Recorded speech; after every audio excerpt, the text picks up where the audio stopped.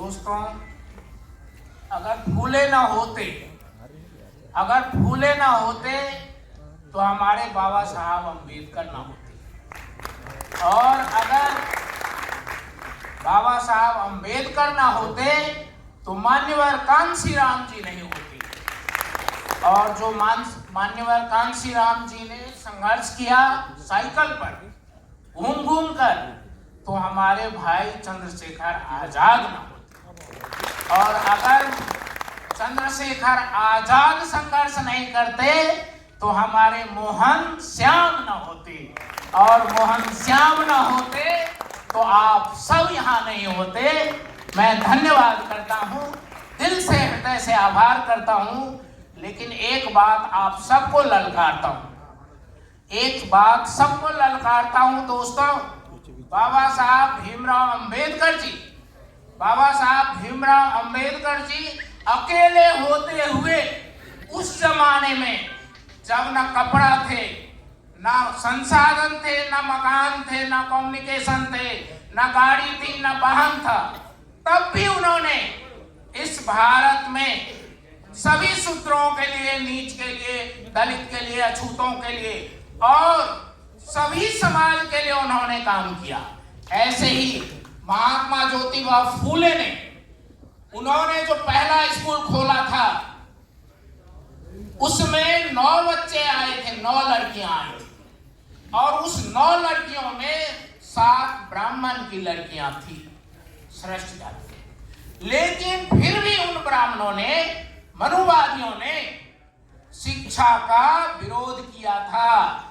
और शिक्षा इसीलिए बाबा साहब ने कहा था, शिक्षा वो शेरनी की दूध है जो जितना पिएगा वो उतना खाएगा।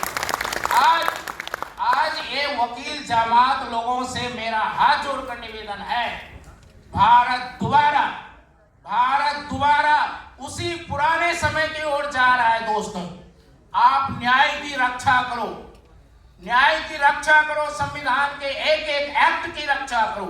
संविधान की जो एक्ट है 17वीं, 18वीं, 19वीं, 20वीं, 21वीं, 34वीं, फिर 42वीं, 43वीं, समतामूलक समाज का निर्माण, और जो समाज संविधान में जो उसका प्रस्तावना है उसको देखो हत्या किया जा रहा है सरकार के द्वारा।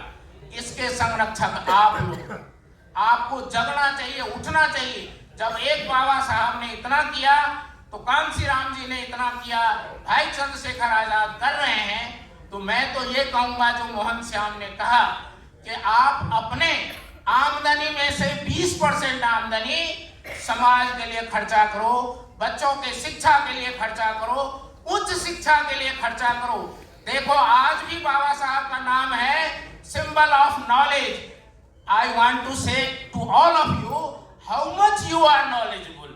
आप दोबारा गौर करो, शिक्षा की कोई उम्र नहीं। कहते हैं कितना भी उम्र हो जाए, शिक्षा प्राप्त करने में कोई शर्म नहीं होना चाहिए। हम किसी भी उम्र के हैं। आदरणीय जस्टिस साहब हमारे बीच पधारे हैं, आप उनकी बात सुनना कि आप किसी भी उम्र में वकील बन सकते हो, अपनी जजमेंट के लिए, लड़ाई के लिए, अधिकार के लिए हर जगह लड़ सकते हो।